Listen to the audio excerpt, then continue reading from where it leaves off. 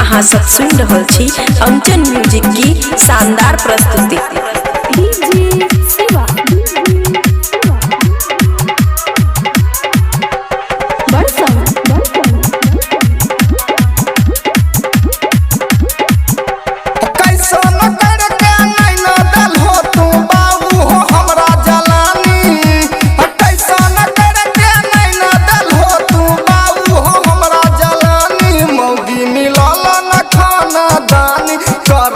हमरा से पहल मानी मौगी मिलल न खाना दानी करे छा हमरा से पहल मानी मौगी मिलल न खाना दानी करे छा हमरा से पहल मानी।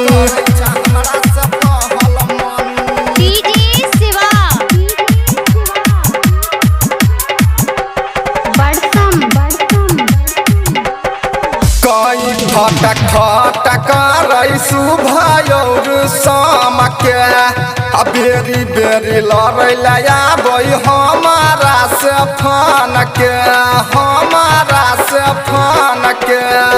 कई खट खट करे सुभायर शाम के बेरी बेरी लड़े आबै हमारा से फान के खाइल पियल मन हमर सब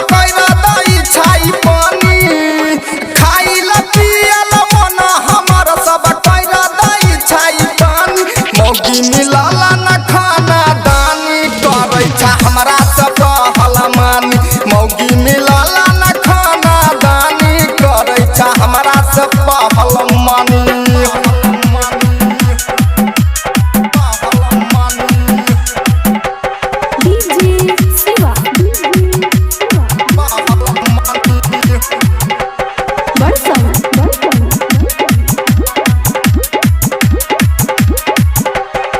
केतनो कहै छियै मानै नै छा बाती मारै खाती घरा से निकाल लै छा लाठी। हाँ केतनो कहै छियै मानै नै छा बाती मारै खाती घर से निकाल लै छा लाठी। घर के बाते दूसरा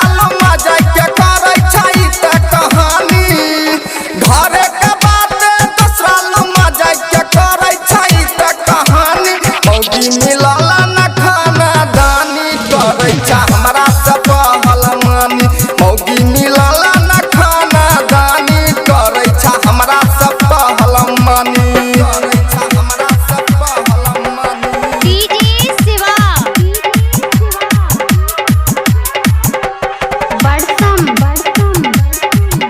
हाँ फुसुर फुसुर करे सब बालूमा बैठ के नीरा गरम दाला के मारला कई पटक के